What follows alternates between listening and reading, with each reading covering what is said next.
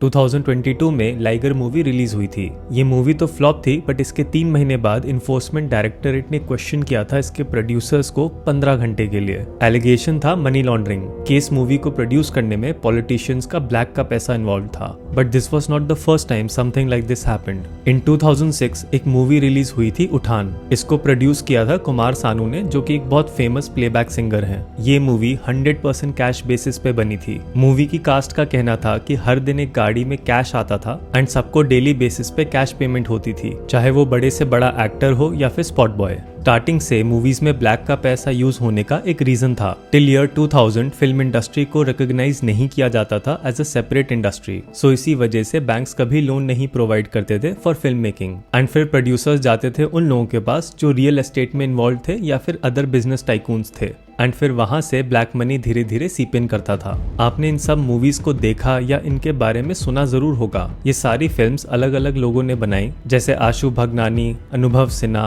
Anees Bazmee and Rajiv Kaul. ये 4 लोग काफी एक्सपर्ट माने जाते हैं ब्लैक को व्हाइट करने में थ्रू बॉलीवुड फिल्म्स। बात यह है कि इन 2011 एक स्टिंग ऑपरेशन रन किया गया था by CNN, IBN and Cobra Post. इस स्टिंग ऑपरेशन में रिपोर्टर्स ने अंडरकवर होके एज इन्वेस्टर्स पोस्ट किया था जो अपना ब्लैक का पैसा व्हाइट कराना चाहते थे। एंड ये चारों उस ऑपरेशन में बुरी तरीके से फंस गए एंड इन्होंने बहुत ही अच्छे से बताया कि बेस्ट तरीका क्या होता है ब्लैक को व्हाइट करने का एंड कौन कौन इसमें शामिल है। तरीका सिंपल है। लेट्स से कि एक पर्सन है जिसके पास 90 करोड़ का ब्लैक का पैसा है एंड ये अप्रोच करता है एक फिल्म मेकर को। नाउ डिपेंडिंग कि मूवी कौन सी है, कौन से एक्टर्स हैं, फिल्म मेकर इस मूवी के कुछ डिस्ट्रीब्यूशन राइट्स, लेट्स से कि 2 स्टेट्स में डिस्ट्रीब्यूट करने का राइट इस पर्सन को बेच देता है। ऑन पेपर 10 करोड़ की डील होती है कि 10 करोड़ में बेचे हैं ये डिस्ट्रीब्यूशन राइट्स, और असली में 90 करोड़ का कैश होता है एंड 10 करोड़ होता है चेक के थ्रू। अब ये जो 90 करोड़ का कैश आया, ये आगे यूज होता है एक्टर्स को ब्लैक में पे करने के लिए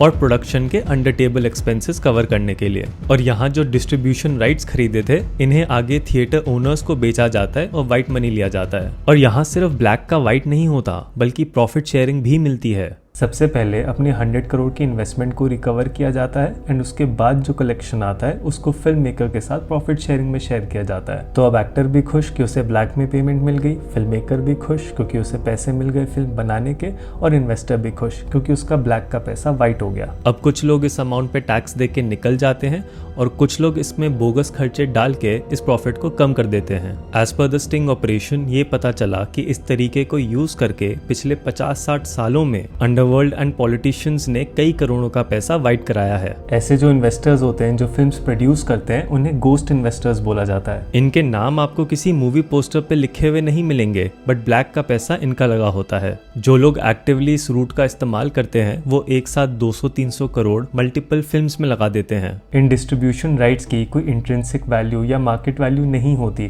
तो आप ये नहीं कह सकते कि आपने सस्ता क्यों बेचा।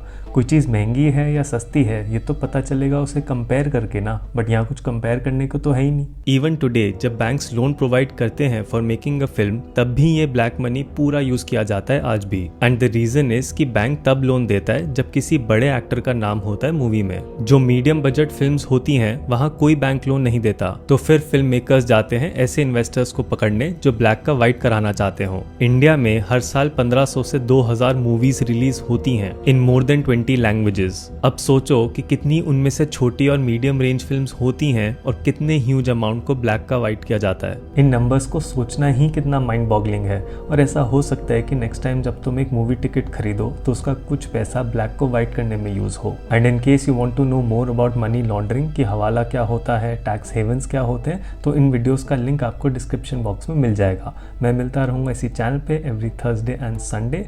You take care, have a nice day.